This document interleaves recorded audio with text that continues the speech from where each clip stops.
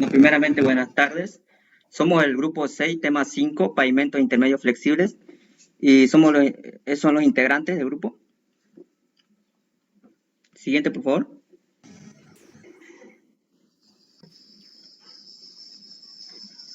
Pavimento intermedio flexible. Siguiente.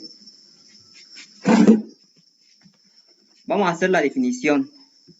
Un pavimento intermedio flexible es una combinación entre un pavimento rígido y un pavimento flexible. ¿Ya? O sea que vamos a mejorar la última capa rigidizante, vamos a mejorarla. Ya. Con aditivos, ¿no? Con aditivos que rigidizan la última capa, ya puede ser de asfalto, de emulsión, de cemento, cal, ¿no? Que mejoran sus propiedades mecánicas de los materiales.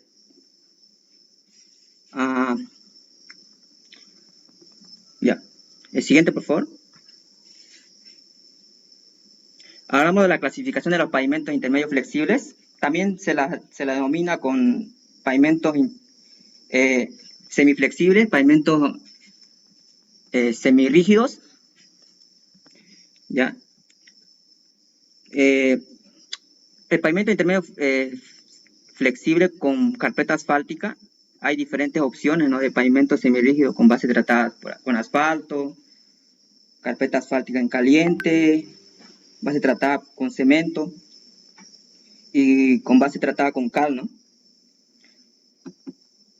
Y esto acá, cuando nosotros hacemos en una carretera, es importante tener el dato del CBR, el tráfico también de la carretera, ¿sí? El alto tráfico, el número de eje equivalente, esos datos, para poder elegir la mejor opción, ¿no? O sea, bien, siguiente.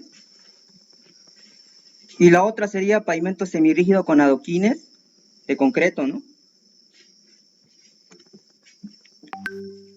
Esto acá hablamos de asfalto con un espesor total bituminoso, que puede ser carpeta asfáltica, con sobre base tratada con asfalto. Ya los adoquines son como piedras, también en inicial han sido como piedras, y los adoquines también tienen alta capacidad resistente, ¿no? Bien. Ya, le dejo siguiente.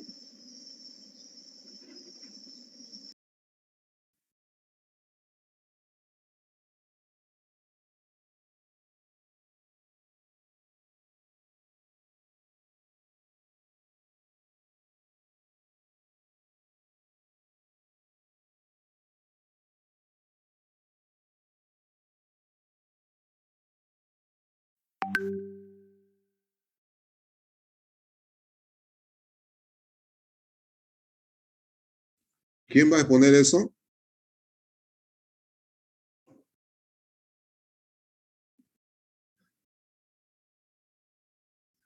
¿Me escuchan o no? Sí, sí, ingeniero. ¿Quién va a exponer eso?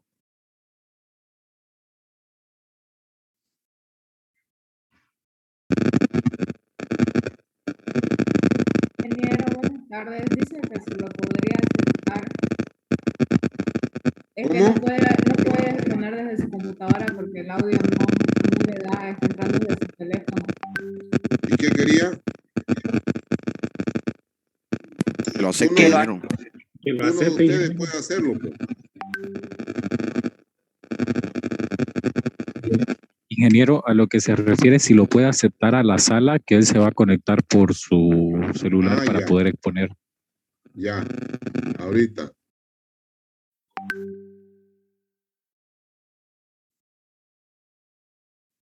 Ya está.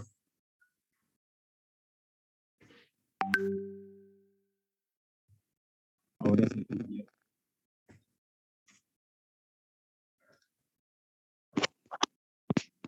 Buenas tardes, ingeniero. No sé si ahora sí lo escuchan mejor. Sí, sí. Escucho yo. No sé si su compañero escucha. ¿Me pueden confirmar? Correcto, correcto. Sí, se escucha. Claro. Sí, se escucha. Ya. Perfecto, mil disculpas. Ya. Preparación de la subrasante. Para dar inicio un poco, le voy a dar un concepto previo de qué es la subrasante. La subrasante es la superficie que soporta la estructura del pavimento, simple. Es la parte principal en sí, donde bueno, pues acepta toda la capa asfáltica. Está compuesta por terreno natural, aunque en ocasiones, cuando se hace ciertos estudios de suelo, haciendo un estudio de suelo y haciendo un estudio del banco de préstamo, si no tenemos una buena característica de terreno, pues entonces se requiere hacer un mejoramiento de esta subrasante. Siguiente, por favor. A ver, para que quede bien claro, Vámonos a la primera diapositiva, a ver, que quiero que quede bien claro esto. Ahí, no, en la otra. En la que sigue, ahí. Estos son los tipos de pavimento intermedio, flexible, ¿no? Con carpeta asfáltica tratada, dice. Son las estructuras de pavimento semirrígido con base tratada con asfalto. Es decir, por ejemplo, en la rotonda del Chiriguano, hay, eso es enlocetado, todo eso es enlocetado, pero se le ha aplicado una carpeta asfáltica encima, ¿no? Esos son los pavimentos intermedios, asfálticos. Es decir, tiene una base que evidentemente son losetas, y a su vez esas losetas están apoyadas sobre una capa base y su base. Pero por estética y por reparación se le ha aplicado una carpeta asfáltica. Es decir, estos tipos de pavimentos también pueden completarse en su momento o poder desarrollar su trabajo como pavimento intermedio flexible aplicándole una carpeta encima. Y también hay pavimentos que tienen base granular mezclado con asfalto. También esos son pavimentos intermedio flexible, es decir, capa base mezclado con asfalto, también nos da un tipo de pavimento que nos puede servir como un pavimento intermedio.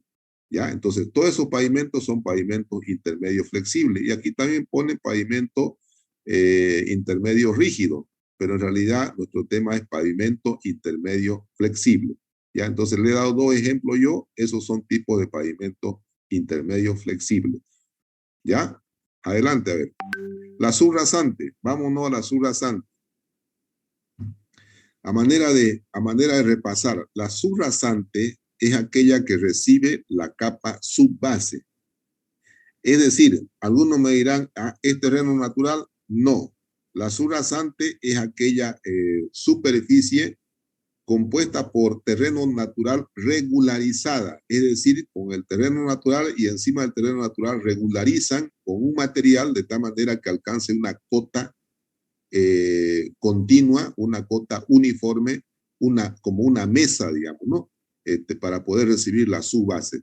Entonces, la subrasante no es terreno natural. La subrasante es la regularización del terreno natural para una determinada cota exigida por el proyecto. Y es aquella que recibe la capa subbase. Y ustedes saben que la capa subbase recibe a la capa base. Y la capa base recibe a la carpeta asfáltica o a la losa de hormigón, ¿no? ¿Está claro, no? Sí. Ya. Adelante. Ya. Procesos constructivos. Ya, una vez, para iniciar los procesos constructivos, como usted mismo dijo, ingeniero, se debe hacer una excavación y nivelación de la zona. En este proceso hay que tener mucho cuidado con las redes de servicios públicos, ya sea en carretera o en la ciudad. Luego de excavar y nivelar la subrasante hasta la cota determinada, se procederá, como ven en la mano derecha, se procederá a retirar el transportar material de excavación a los sitios de deposición y desecho.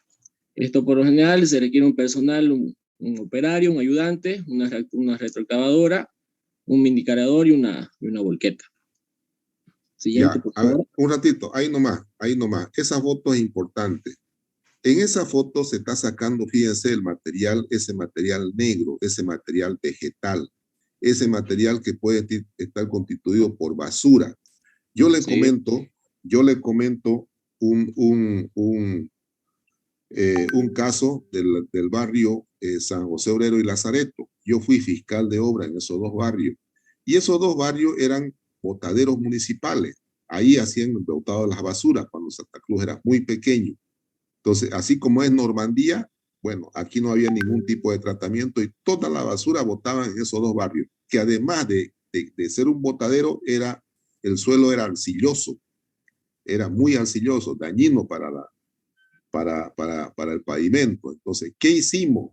El año 92, 93, me nombraron fiscal de obra, yo saliendo de la universidad con 24 años.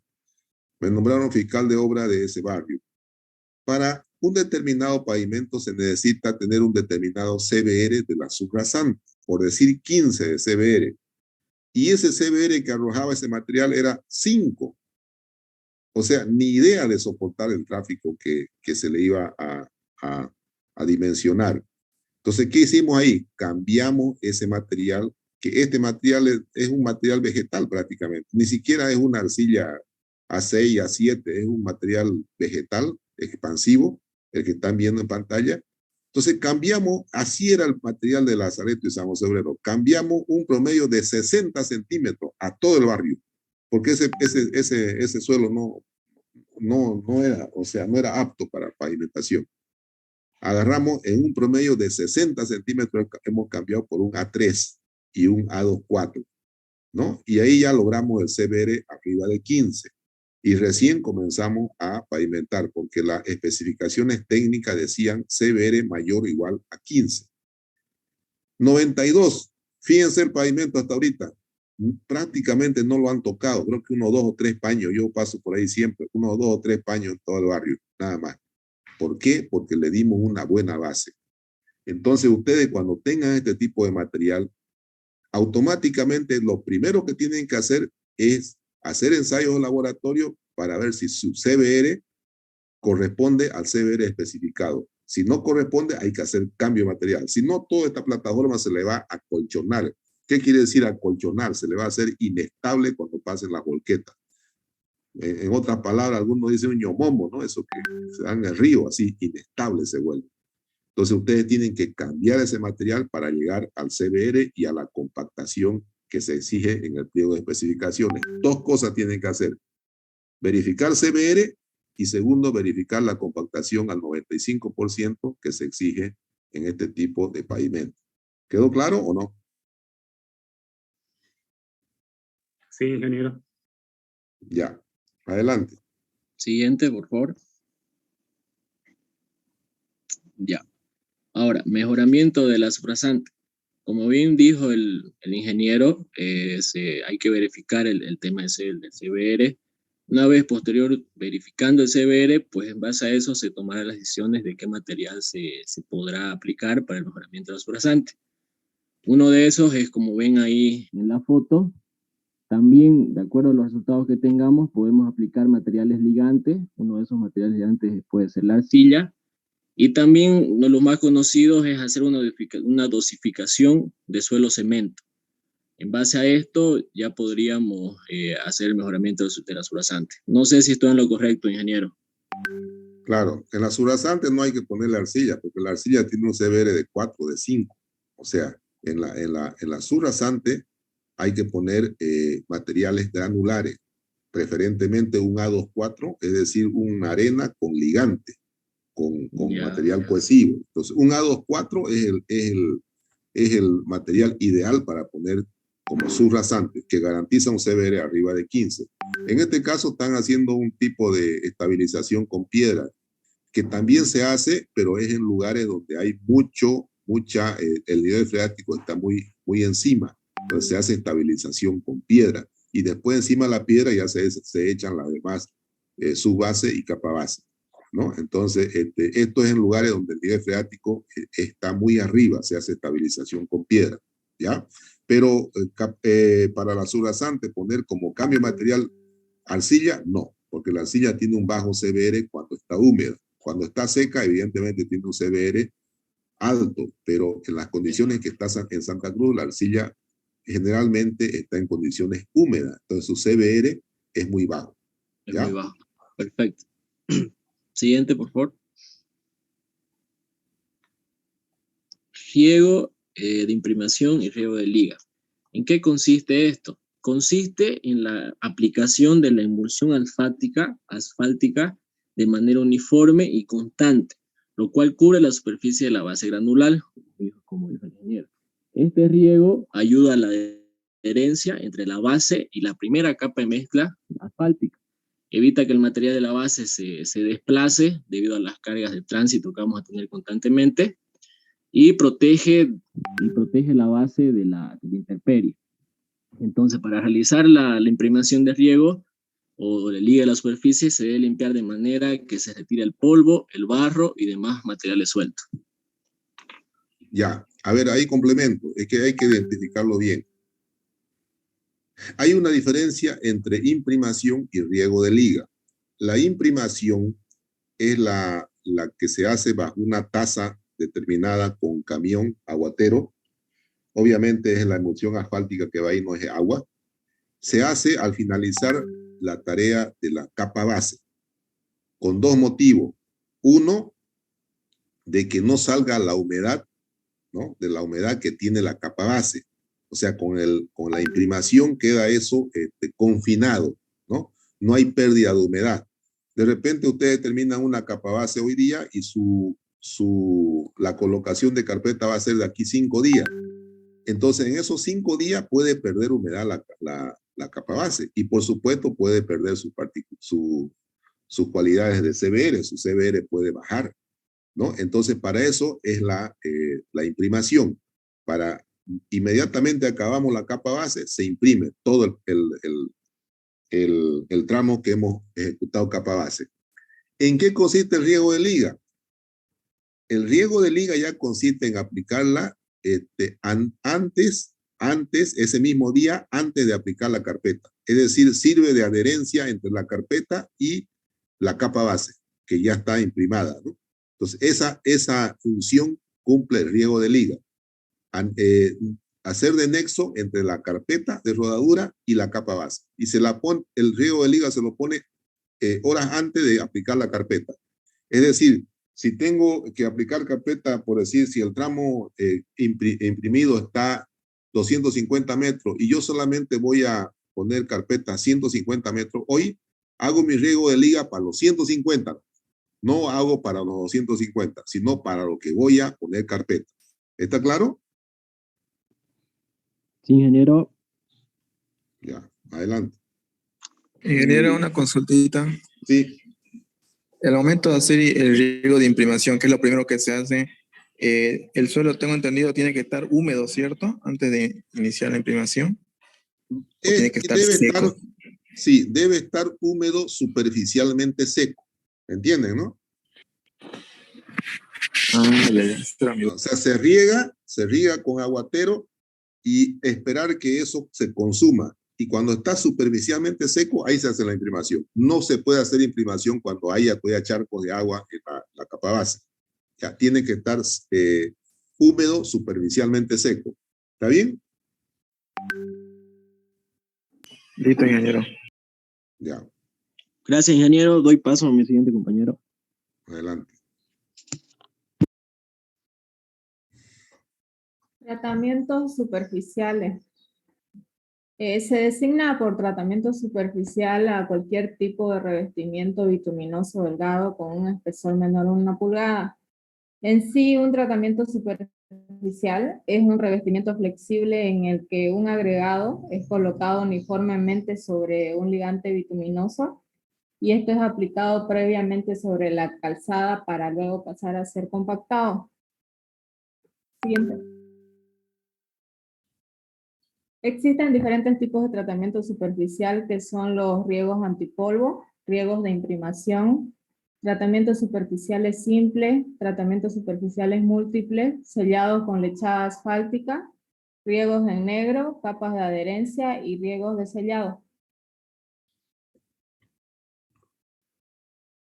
Riegos antipolvo.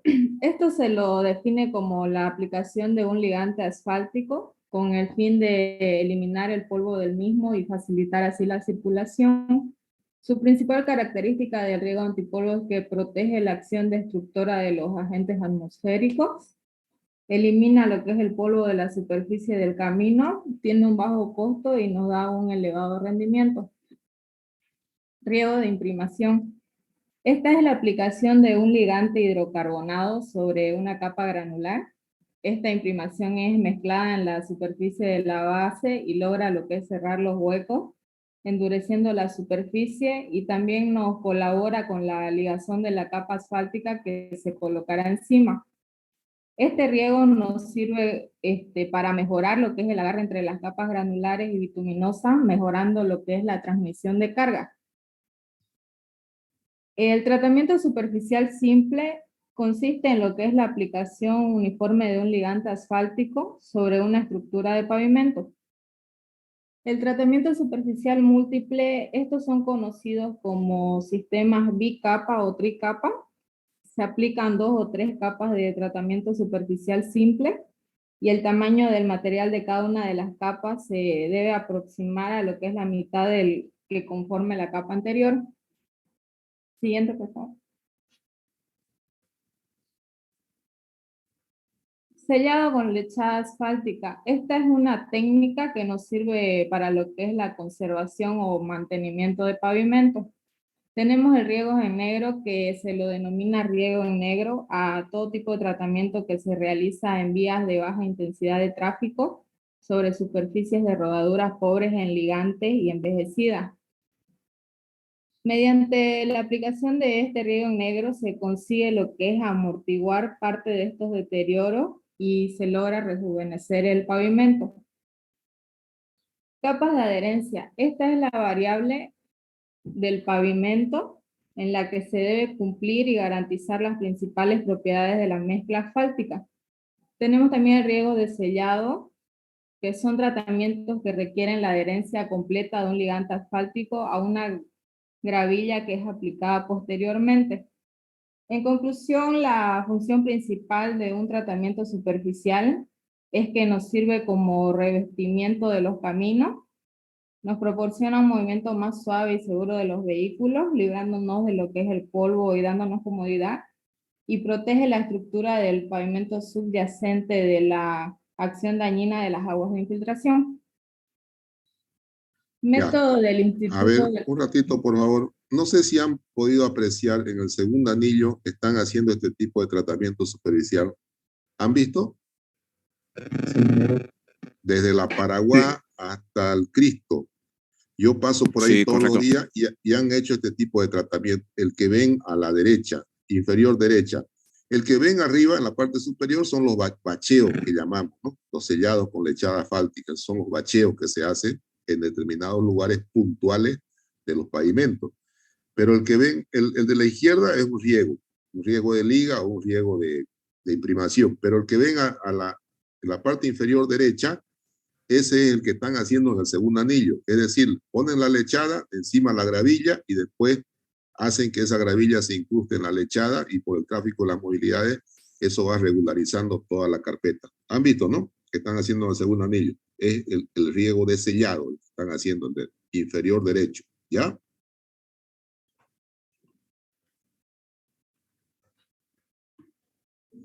Adelante. Siguiente.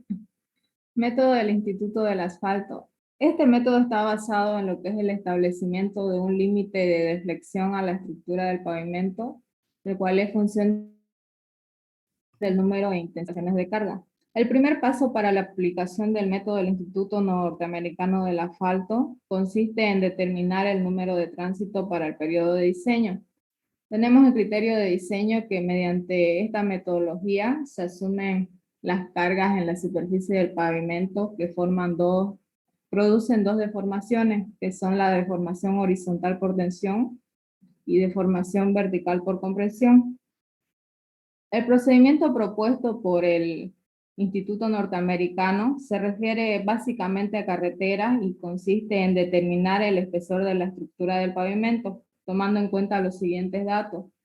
que son el número de tránsito a prever, los parámetros que representa la resistencia y deformabilidad del material de apoyo, la calidad general de los materiales disponibles y los procedimientos previstos para la construcción. Dentro del procedimiento de este método, tenemos la evaluación de tránsitos de vehículos, análisis estructural de pavimento, restricción de tiempo, las propiedades de materiales y los factores ambientales.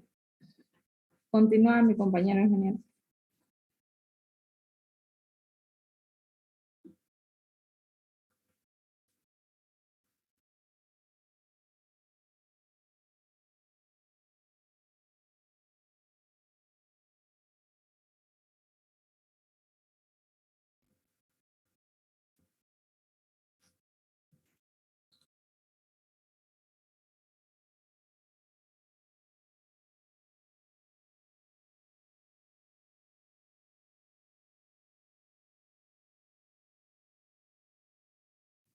¿Quién más sigue?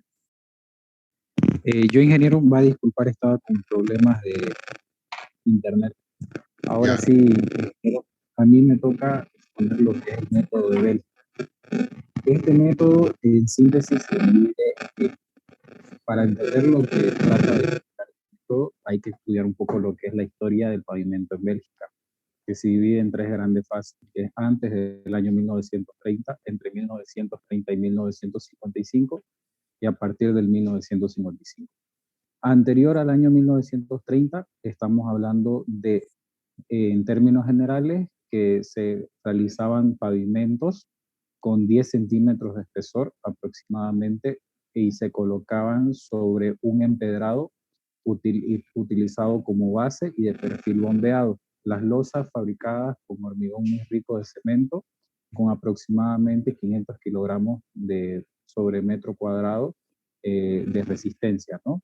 Y estas no traían juntas longitudinales y, bueno, traían juntas transversales entre cada 10 a 15 metros. De ahí tenemos ya la fase anterior. A ver un momentito, por favor, la anterior a eso. Miren esa junta errónea que se genera. ¿Qué tipo de pavimento es rígido este o flexible? Rígido, ingeniero. Rígido. Fíjense la falla que tiene longitudinal. ¿A qué se debe eso? Dice su compañero que no le hicieron juntas longitudinales. Un pavimento rígido siempre debe tener juntas longitudinales si sus dimensiones pasan ya los 7 metros o son 7 metros. ¿Por qué? Porque la junta tiene que hacerse, por ejemplo, si las juntas transversales las hacen cada 350 y si tenemos un pavimento de 7 metros de ancho, hay que tener una junta longitudinal. ¿Para qué? Para que las losas trabajen como losas regulares, 350 por 350. Ese es el detalle que hay que cuidar cuando uno construye un pavimento. Las juntas tienen que dar losas que sean regulares. Y fíjense acá, le hicieron las juntas transversales, pero no le hicieron la junta longitudinal. Este pavimento tiene arriba de 7 metros de ancho. Y fíjense lo que se ha generado. Una falla errónea. Entonces, siempre debe haber una junta longitudinal en el pavimento a partir de 7 metros para adelante. ¿Está claro? Sí, pero como dice aquí, la falta de juntas en el eje de la carretera originaba una amplia fisuración longitudinal. De ahí viene la época de 1930 a 1955. Esta etapa ya se caracteriza de que se realizaban estudios a los pavimentos para ver la resistencia en el transcurso del tiempo. ¿Ya? Y para aquí primero se emplean dos tipos de granulometría, una continua tipo A y otra continua tipo B.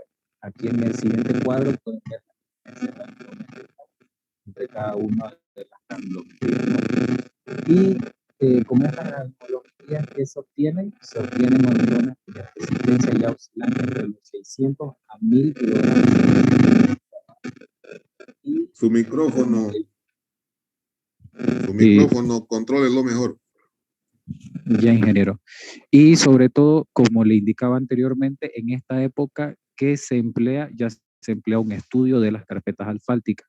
Aquí se determina, por ejemplo, que se empieza a hacer un vaciado entre 18 y 23 centímetros, pero posteriormente se estabiliza entre 20 y 23, terminando de esta manera que se normalice en la gran mayoría de los países europeos, y la anchura de las losas varían entre 3 a 4.5 metros, colocándose en paralelo para alcanzar los 7.5 metros del ancho total de una carretera.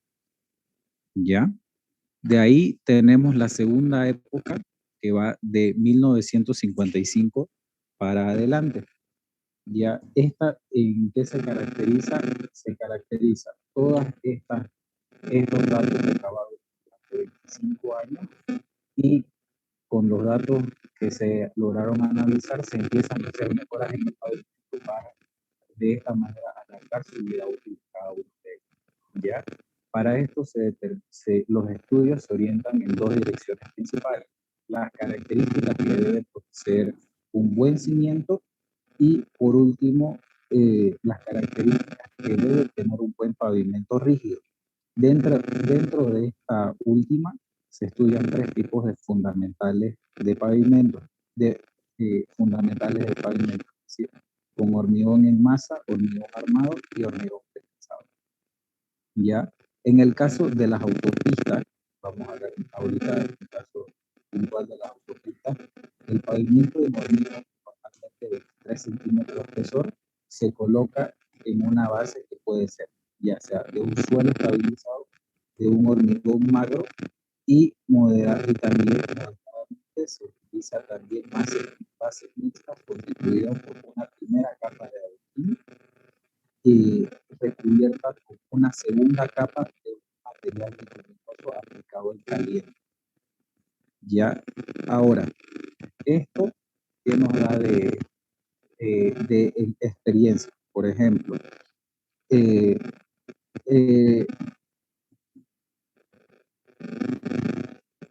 en el tema, por ejemplo, de los pavimentos de hormigón sin armadura, las mejores conseguidas en este tipo de pavimentos se debe especialmente a nuevos criterios establecidos para la construcción de las juntas, para precisamente evitar que las carreteras empiecen a sufrir esos fisuramientos, para los cuales se determinan principalmente las juntas longitudinales.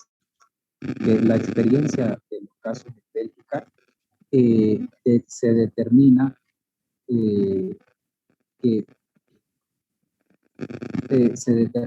que durante un tramo, por ejemplo, de casi 7 metros de ancho, sin junta longitudinal, no logra haber prácticamente una gran deformación.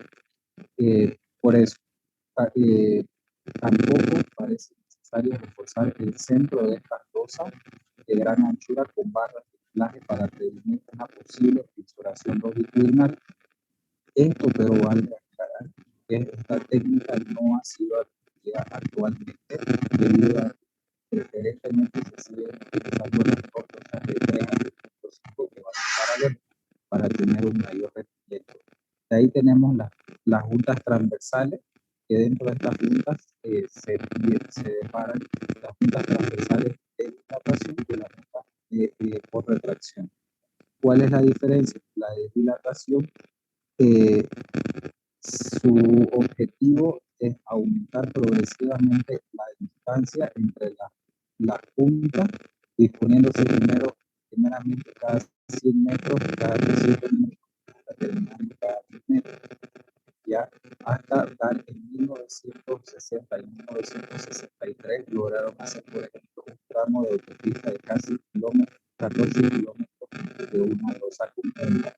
Y por último tenemos la transacción que llevan dispositivos para la transmisión de carga entre losas adyacentes, las cuales pueden ser pasadores y barras de anclaje. Y esto, ¿qué nos da de aprendizaje el método de Bélgica? El método de Bélgica nos determina Continuous Reinforcement Requirement, que viene existiendo desde 1938 en Estados Unidos. En 1950 llega a Bélgica para hacer el estudio de todos los datos recaudados, y bueno, es el dato más importante que logra hacer un gran aporte para la construcción de carreteras hasta la actualidad, es que se hicieron durante este proceso dos tipos de diseños básicos. El primero, una capa base seguida con una capa bituminosa y posteriormente una capa de CRCP, que es el de aquí. Y el segundo diseño muy similar. ¿Cuál es la única diferencia? Que este segundo diseño no llevaba la capa bituminosa. ¿Cuál fue el resultado? Aquel pavimento que contaba con la capa bituminosa lograba tener grietas de espacamiento entre 40 centímetros y 60 centímetros, mientras que aquellas que no llevaban la capa bituminosa presentaban fisuras de entre 80 centímetros hasta 1 metro según el tipo. Ahora, esto se añade a que las varillas no sufren corrosión significativa y que en general ambos tipos tienen una funcionalidad aceptable y una vida útil muy similar. Por ende, se empieza a determinar como una característica de un pavimento para que aguante más tiempo y tenga una menor frecuencia de lo que son las reparaciones, aquel pavimento que llevaba una capa de bituminoso, ya que en cuanto a desempeño tenía mayor desenvolvimiento que aquel que no llevaba la capa bituminosa. Eso sería, ingeniero. Ya, váyase a la foto de ese pavimento con fisura, eso. Ya. Cuando llega a ese estado, el pavimento rígido, en este caso el pavimento, dirán ustedes, ¿por qué muestra pavimento rígido si estamos hablando de pavimento intermedio flexible? Llega a ese estado, ya el confort, la apariencia hace de que ya la gente lo mire como un pavimento que está muy deteriorado. En realidad, y que en realidad no es así. Se ha producido esa falla por falta de cumplir con ciertas normativas, como por ejemplo el cortado de juntas longitudinales. Entonces se generó eso. No ha sido un motivo estructural, sino ha sido un motivo constructivo. Porque si ustedes miden el CBR de la subbase, de la subrasante, de la capa base, está bien, de acuerdo a especificaciones, pero ese pavimento está fisurado. Entonces dicen ustedes, ¿cómo lo arreglo? Ahí le puedo aplicar una carpeta asfáltica encima para que me dé la apariencia y el confort y que la gente, bueno, esté convencida de que ese pavimento está bien y además que le dé el confort necesario. Pero previo a eso, tengo que hacerle un tratamiento a esa fisura con material de tipo flexible, puede ser asfáltico u otro tipo de polímero, por decir, ¿no? De mezclas de polímero, de tal manera que controle los efectos de retracción e dilatación durante periodos que tengan temperaturas altas o temperaturas bajas. Entonces, primeramente hay que controlar esos efectos de dilatación y contracción en la fisura mediante el empleo de determinado material. Una vez esté controlado ese efecto, se pone una carpeta asfáltica que tenga un material bituminoso y que pueda responder a estas variantes de temperatura que pueda tener. No cualquier tipo, de acuerdo al lugar donde se encuentre. Por ejemplo, en Rusia, que hace mucho, mucho frío y neva, no va a poner el mismo material que en Estados Unidos, que hace mucho calor, o en Brasil. Entonces, de acuerdo al lugar, se pone el tipo de material asfáltico que se va a emplear para solucionar ese problema. Entonces, aquí, resumiendo, este pavimento no ha fallado por deficiencia de capa base, subbase o subrasante.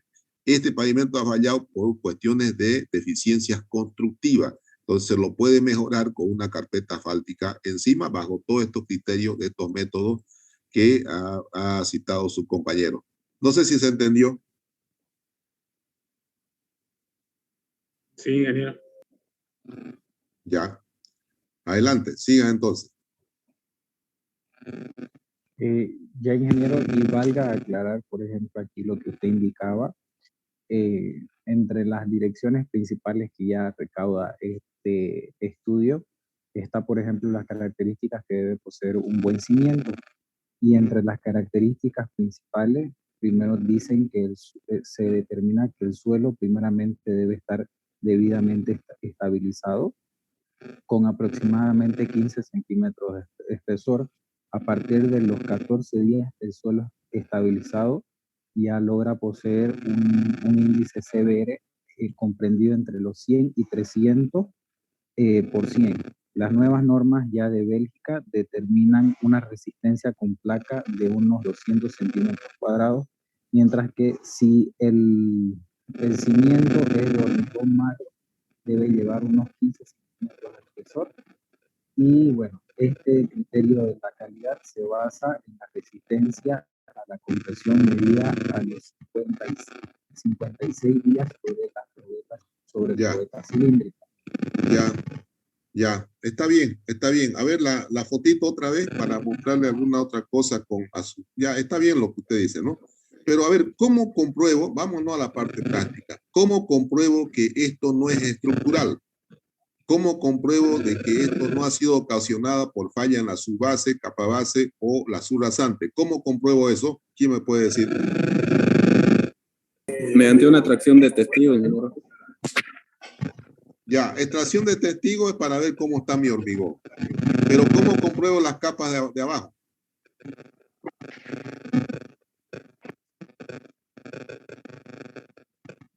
O sea, usted, ingeniero, le dice, mire, este pavimento aparentemente no tiene fallas estructurales. ¿Quién está con su micrófono? Ciérrelo, por favor, el que está exponiendo su micrófono. Mucha bulla. Ciérrelo. ¿Ya? ¿Ya no? Sí, ingeniero. Ya. Le hablan a ustedes una ABC, digamos, la administradora de Autoridad de Carretera. A ver, ingeniero consultor, supóngase que ustedes sean consultor.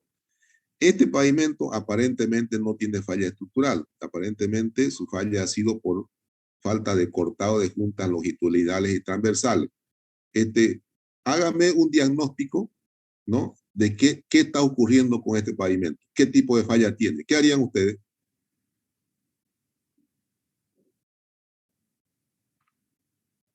Lo primero que hacen es decir lo que hacen es lo que dijo su compañero para la carpeta.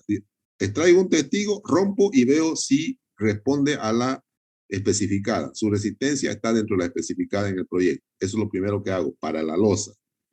¿Qué hago para la capa base? Saco también un testigo, ¿no? Y le hago su CBR, ¿no? Le hago su CBR y determino si tiene el CBR de las especificaciones. Saco un testigo de su base y también lo llevo a CBR, ¿no? En este caso, ahora está el ensayo, por ejemplo, de triaxial dinámico y estático que tiene la universidad, la carrera de Ingeniería Civil, tiene el ensayo triaxial, el dinámico y el estático. Entonces, mediante el triaxial saco el módulo resiliente y mediante el módulo resiliente, por correlación, saco el CBR. Y con el CBR me fijo en las especificaciones si ese es el CBR que tiene o no, ¿no? Entonces, voy sacando de cada capa, verificando si sus condiciones actuales, ¿no? De CBR responden a la que decía lo especificado. Y si está dentro de lo especificado, digo, esto no falló no es una falla estructural, esto es una falla de construcción. Y ahí puedo aplicar una carpeta asfáltica. ¿Se entiende, no? Dije, pero esos errores no pueden ocasionar por tema de colchones en la subrasante, por ejemplo. No. Ya sería por demás de malo el trabajo. Si es que ustedes van verificando a medida de que van ejecutando, por decir, subrasante, preparan subrasante y ustedes sacan ensayos ahí de compactación, de CBR, de todo. Entonces, no puede fallar pues, por eso, ¿no? Entonces, de repente por ahí ha sido mal compactada la subbase, digamos. No sacaron buena densidad, ¿no? Y la hicieron sin la densidad especificada. Por ahí puede fallar. La subrasante también puede fallar por eso. Pero normalmente, si hay un supervisor, un fiscal y la empresa, no puede fallar por CBR o por densidad o por humedad o por lo que ustedes quieran dentro del control de calidad que se hace a este proceso de construcción, ¿no? Entonces, si hay una mala fiscalización, sí puede haber malos datos, digamos, ¿no? Y malos CBR, mala compactación. Pero si hace una buena supervisión, no puede haber esos errores, ¿no? Ingeniero, un favor, ¿puede volver a explicar cómo sería el procedimiento del ensayo triaxial estático? Ya. A ver, esto lo van a ocupar ustedes en la vida real. Yo lo he ocupado. Yo soy consultor de carretera. El último proyecto que he hecho es el de Playa Turquesa. No sé si ustedes conocen el proyecto Playa Turquesa en el Urubó. Sí, ingeniero. Yo he hecho ese proyecto, el último que he hecho, así es. A ver, ustedes lo llevan, el propietario, el que va a hacer la reparación de esto, por decir ABC, Camino, lo lleva a usted, ingeniero, quiero que me haga un trabajo de consultoría. Evalúeme este pavimento, ¿por qué se han presentado estas fallas? ¿No? Entonces ustedes lo primero que hacen es, bueno, sí, claro, yo se lo hago.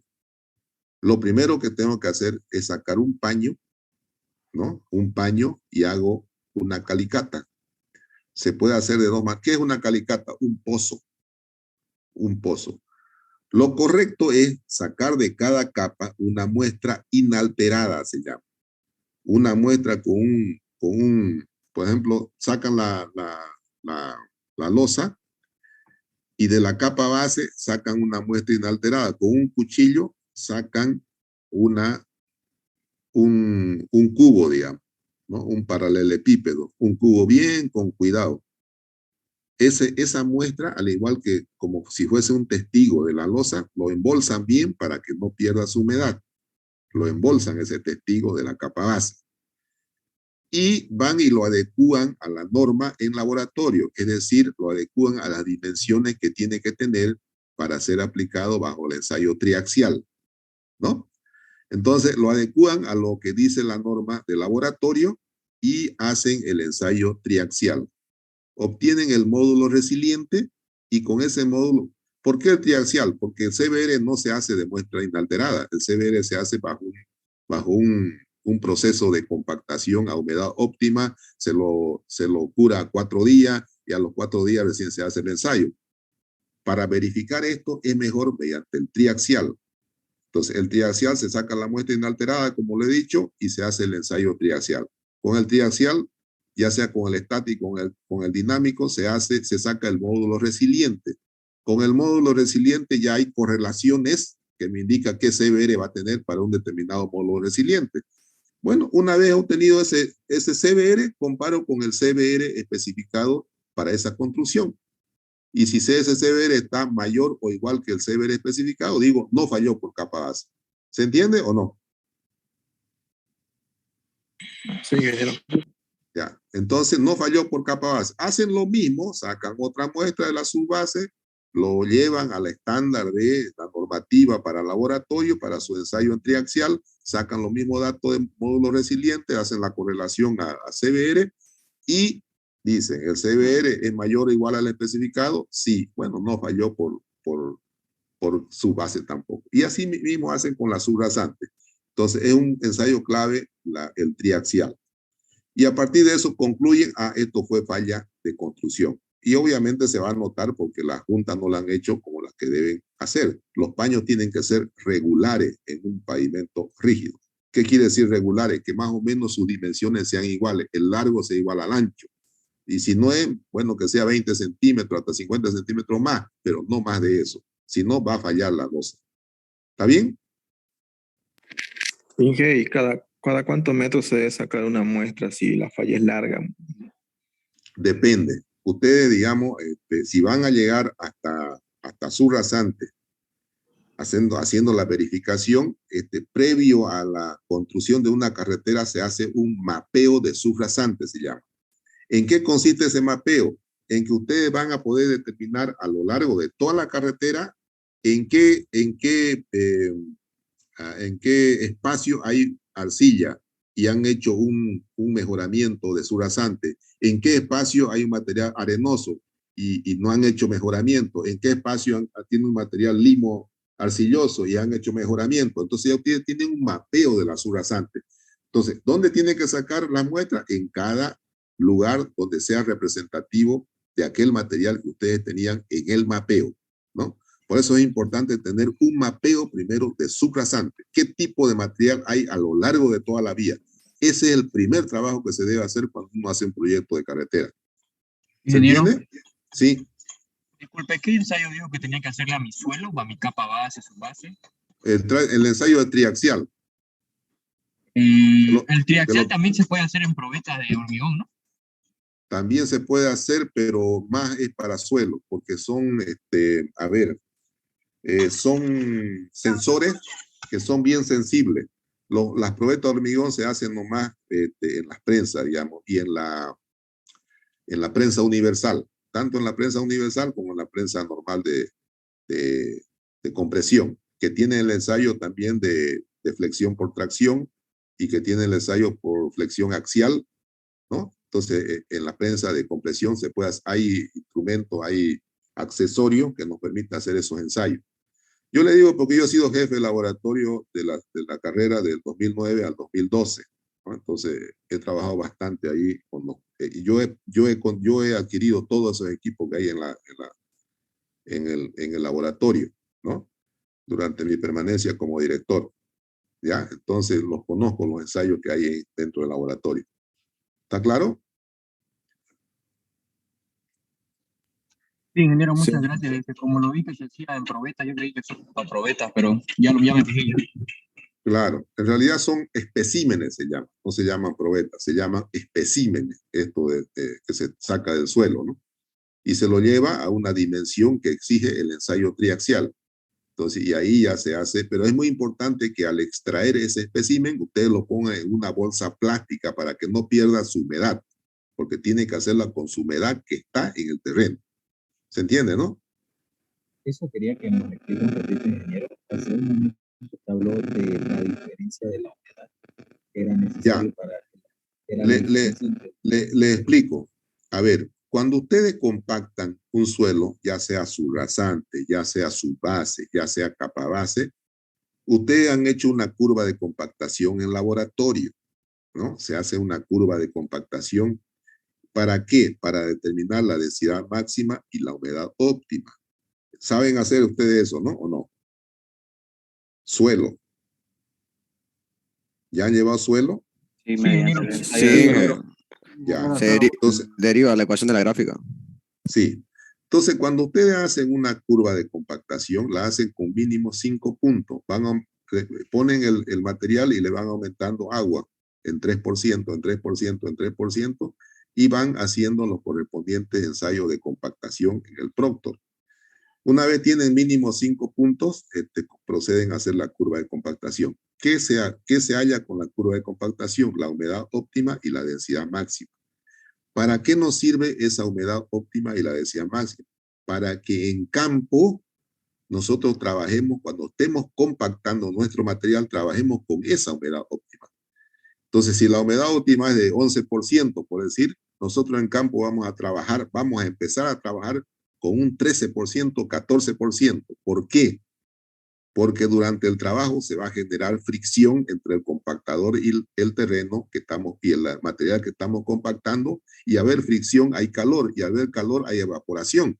Entonces, siempre tenemos que trabajar por encima de la humedad óptima. Ven ustedes que es tan importante los ensayos de laboratorio, para que en campo nosotros trabajemos por encima de esa humedad óptima que tuvimos para ese material en laboratorio. Entonces, ¿cómo lo controlamos esa humedad en campo? Con el SPIDI, ¿no? El SPIDI es un instrumento que sirve para controlar la humedad del material en campo. Entonces, si le falta humedad, para llegar a la óptima o superarla, tenemos que echarle agua con el aguatero, ¿no? Entonces, por eso es lo que yo le decía. Se ha compactado entonces cada capa a la humedad óptima. Si nosotros extraemos eso y no lo ponemos en una bolsa plástica, automáticamente va a perder humedad. Y cuando hagamos el ensayo del triaxial, vamos a hacer el ensayo para una humedad menor a la humedad óptima con la que fue compactada. Entonces vamos a tener resultados que no son confiables. ¿Se entiende, no? Correcto. Claro, porque no se va a poder controlar, siempre va a haber una pérdida en la cantidad. Claro, Digamos. claro. Por eso es que le digo que el espécimen tienen que sacarlo y ponerlo en una bolsa plástica que no pierda humedad. Se supone que esa humedad que tiene el espécimen es la humedad óptima con la que fue compactada. ¿Se dan cuenta, no? Ingeniero. Sí. Ingeniero, una consulta. ¿Y esto Y estas muestras que se saca, por ejemplo, ya sea a la subrasante, a todo esto, se tienen que hacer en alguna determinada hora del día, porque me imagino que también la temperatura exterior debe influir en los datos que va a arrojar el Claro, ensayo, ¿no? claro, claro que sí. El manipuleo hace, digamos, si lo hacen al mediodía con un calor tremendo, y al hacer el manipuleo entre sacar, trabajarla, cortarla y ponerla a la bolsa, puede perder mucha humedad. Entonces, generalmente se hace de las 4 de la tarde para arriba, este tipo de, mejor si es en la noche, este tipo de muestreo, ¿no? Entonces, cuando no haya esas condiciones naturales adversas, ¿no? Entonces, eso se hace de esa manera. Pero el fondo del caso es que ustedes tienen que darse cuenta qué es lo que tienen que hacer cuando le dan un trabajo como este. Dice, a ver, ingeniero, determíname por qué fue esa falla. No, yo lo primero que hago es ver si cumplió la especificación en cuanto a corte de junta, ¿no? Ah, si cumplió eso, ya no es por eso. Bueno, después verifico mi pavimento, mi hormigón. De repente por ahí hubo mucha agua, la relación agua-cemento fue mucha, y obviamente va a repercutir en la resistencia. Entonces, compruebo mi resistencia. ¿Eso está bien? Entonces abajo, bueno, comienzo con mi capa base, con mi subbase, hasta llegar al origen del problema, ¿no? ¿Está claro?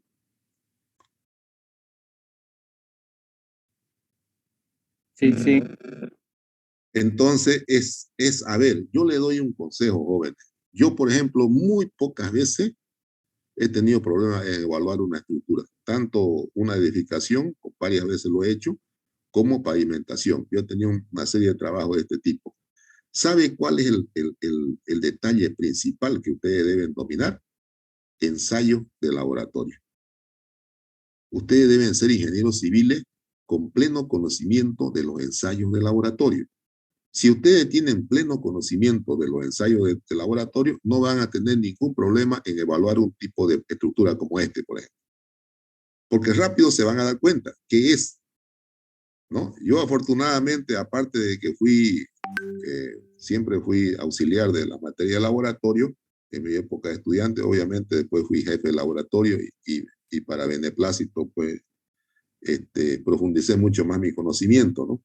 Entonces, temas como este se hace muy, muy importante que ustedes reflexionen ahorita, en este momento, como están de estudiantes, y de repente digan, no, yo en mi tiempo libre voy a ir al laboratorio. Nadie se les niega que vayan al laboratorio, vayan y hagan ensayos que no saben hacerlo, porque cuando lleguen a su vida profesional y encuentren trabajo como este, ustedes no lo van a poder hacer, ¿no? Porque no se van a ubicar en el escenario de que cómo está funcionando ese pavimento, si no saben ensayo de laboratorio.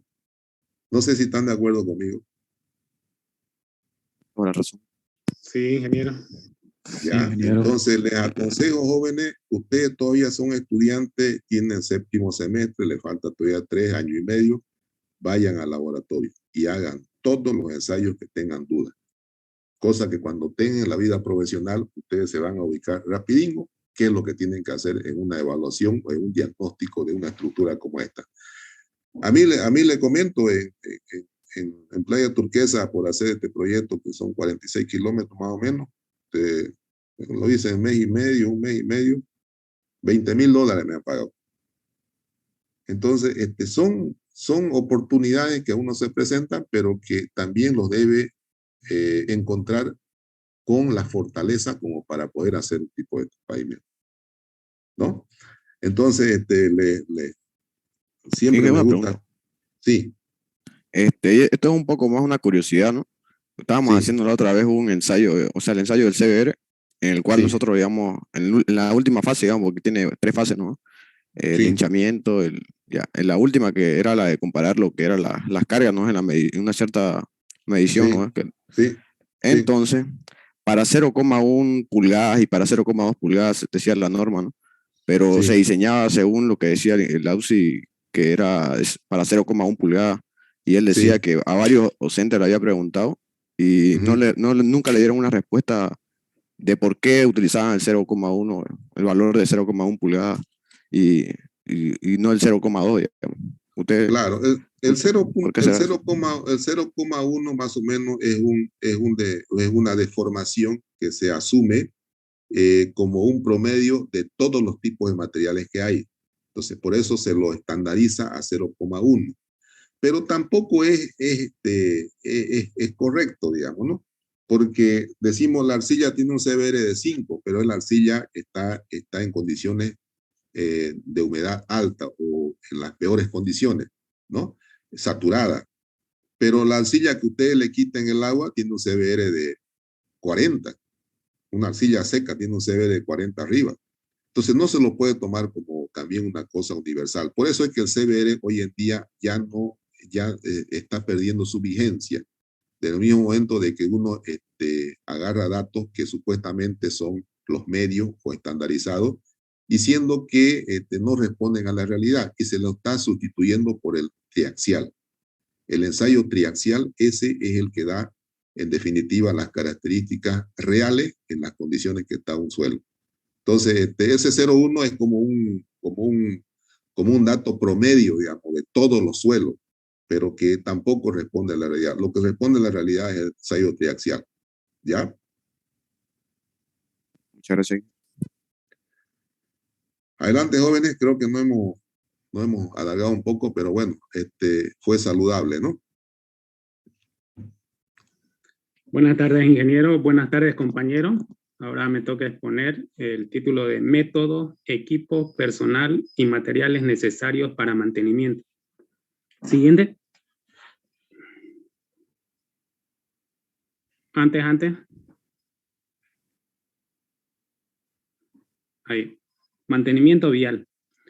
Una carretera, por mejor diseñada que esté, necesita un mantenimiento adecuado, el cual permite conservar una vía inclusive más allá de su periodo de diseño, lo que significa a la larga un ahorro en recursos económicos. Siguiente. Tipos de mantenimiento. Rutinario es aquel que se encarga de problemas localizados como sellados de grietas o bacheos. Periódico se realizan en periodos programados, generalmente de más de un año de intervalo. Está considerada, entre otros, la colocación de sobrecapas en pavimentos deteriorados. El preventivo es muy efectivo, ya que al prevenir posibles fallas en algunos de los elementos de una carretera, se evita que falle a corto, mediano o largo plazo y que su reparación o reemplazo represente un costo mucho más alto. Siguiente. Tipos de fallas. Fisuras o grietas son causadas por el fenómeno de fatiga, por debilidad estructural. Ocurren en las huellas de canalización del tránsito. También es debido a la contracción de la mezcla asfáltica por pérdida de flexibilidad, particularmente ante gradientes térmicos importantes. El otro tipo de falla, piel de cocodrilo, es una serie de fisuras interconectadas formando pequeños polígonos irregulares de ángulos agudos y son causadas por la fatiga que sufre las capas asfálticas al ser sometidas a cargas repetitivas del tránsito, e indica que el pavimento ha llegado al fin de su vida útil. Baches es la desintegración total de la superficie de rodadura que puede extenderse a otras capas de pavimento. Los baches se producen por una conjunción de varias causas: fundaciones y capas inferiores inestables, espesores insuficientes, defectos constructivos, retención de agua en zonas hundidas o fisuradas. Siguiente. A ver la anterior, por favor, esa. Bache es por retención de agua, por mala dosificación de la carpeta, es decir, hay lugares donde la composición agregados a asfalto no es la que indica la dosificación especificada. Entonces, malas dosificaciones también provocan esto. Es decir, lugares donde las carpetas son muy débiles. Entonces, por el tránsito comienza a descascararse. ¿Cuál es el que me indica que el pavimento ya está viejo y que necesita una reparación? Pavimento, no, carpeta. No estoy diciendo, pavimento compone carpeta, capa base, subbase y subrasante. Lo que me indica que la carpeta ya no sirve, ya está envejecido, es piel de cocodrilo. Este de aquí, que ven en la parte derecha. Piel de cocodrilo, ustedes ya ven esa característica en una carretera con carpeta asfáltica, que ya hay presencia de fallas por piel de cocodrilo, esa carpeta ya está vieja. Esa carpeta ya cumplió su vida útil y hay que hacer un recapeo, ¿no? Entonces, esa es la falla más elocuente donde ustedes pueden tomar determinaciones de que esa carpeta ya cumplió su vida útil. Estoy hablando de carpeta, no estoy hablando del pavimento. El pavimento es toda la estructura. ¿Ya? ¿Está bien? Ingeniero.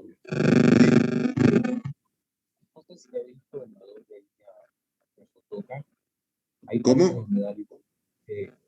No sé si ha visto en la parte de la doble vía hacia Cotoca.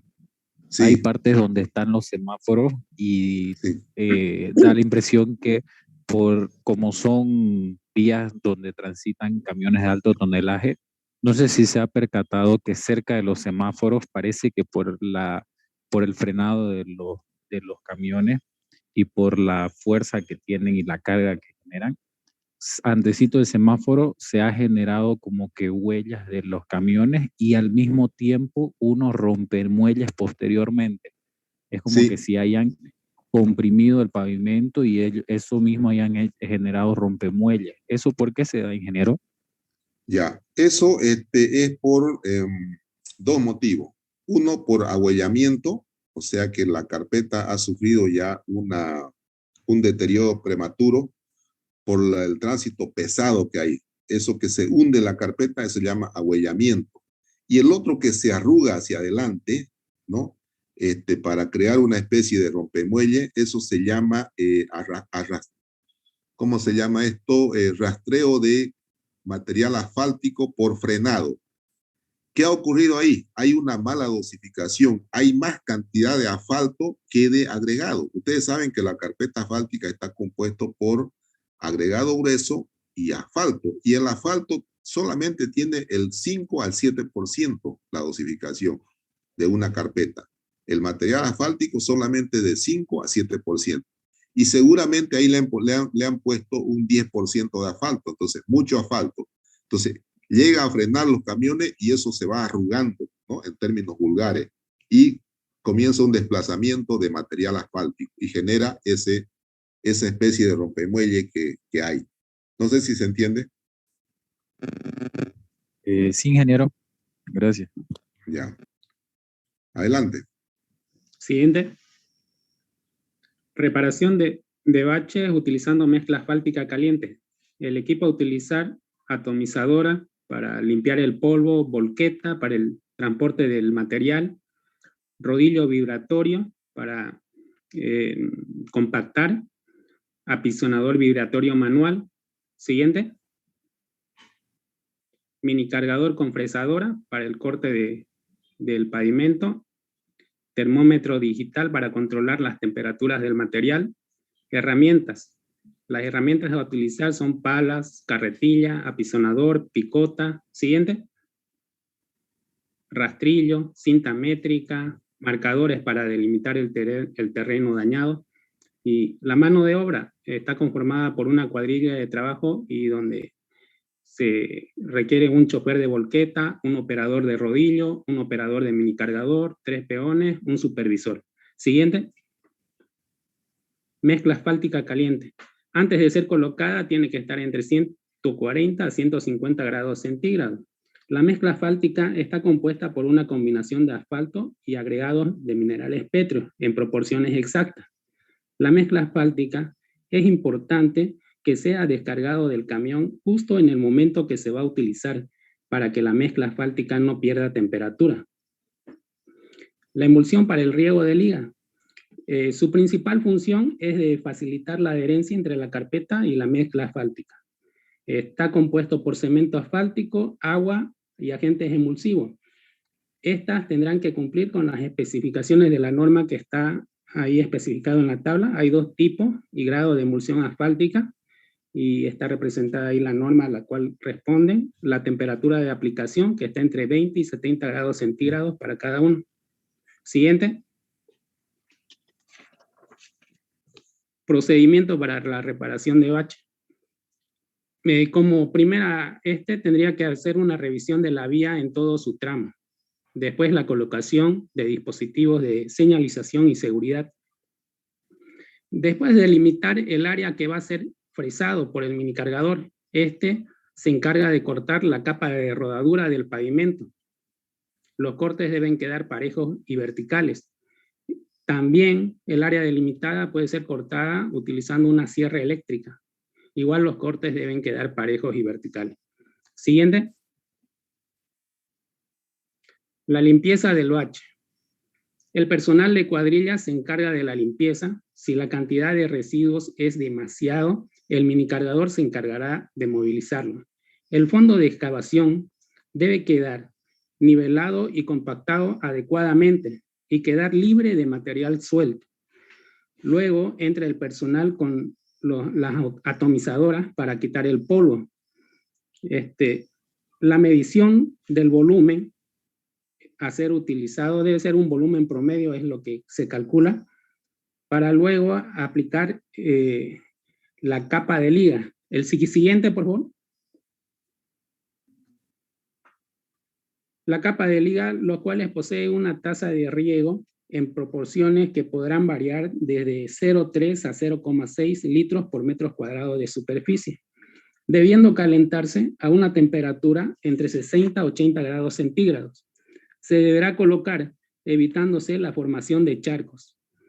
Luego se procede a la revisión de la temperatura de colocación de la mezcla, que no debe de estar debajo de la temperatura mínima de colocación, que viene a ser 140 grados centígrados. La colocación de la mezcla. La mezcla es llevada por la volqueta desde la planta de reproducción hasta el lugar de colocación. Y el extendido de la mezcla se lo hace utilizando rastrillos sin permitir la segregación de la misma y de acuerdo a los requerimientos establecidos hasta que se posea una superficie uniforme y se debe dejar generalmente 1 pulgada sobre el nivel de la calzada antes de ser compactado. Siguiente.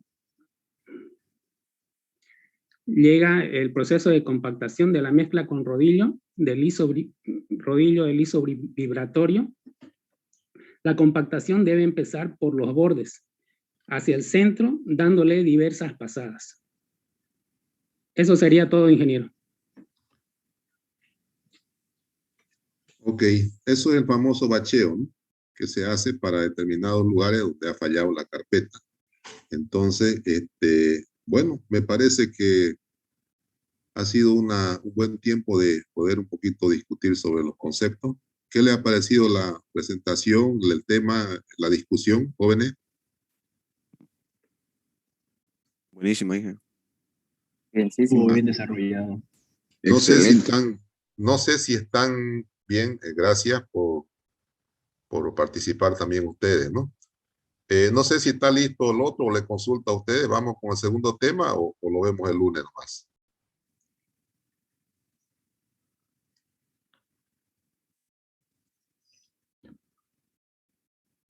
Jóvenes, ¿qué opinan?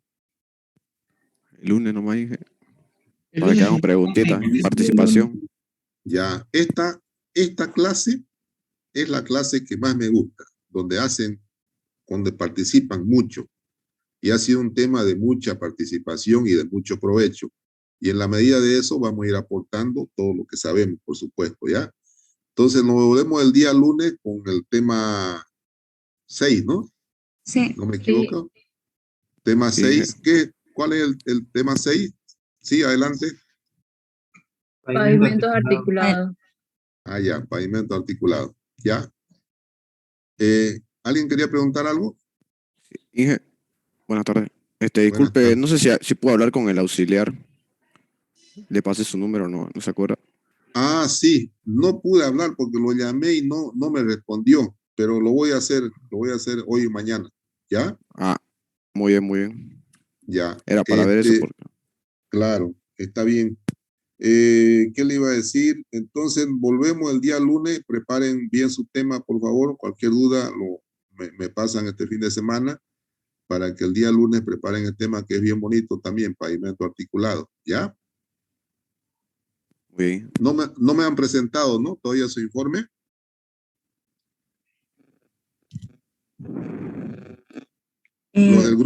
Lo del grupo, pavimento articulado. No, todavía, ingeniero. ¿Se lo pasamos? Me lo pasan, por favor, para que yo lo vaya viendo. De repente le voy a hacer alguna sugerencia. ¿Ya? Está bien. Entonces, dentro de un rato se lo paso. Ya. Día lunes volvemos entonces, jóvenes. ¿Ya? Ya, ingeniero. Está bien, ingeniero. Bueno. Hasta luego, ingeniero. Hasta luego. Bendiciones para todos. ¿Ya? Hasta luego, ingeniero. Hasta luego.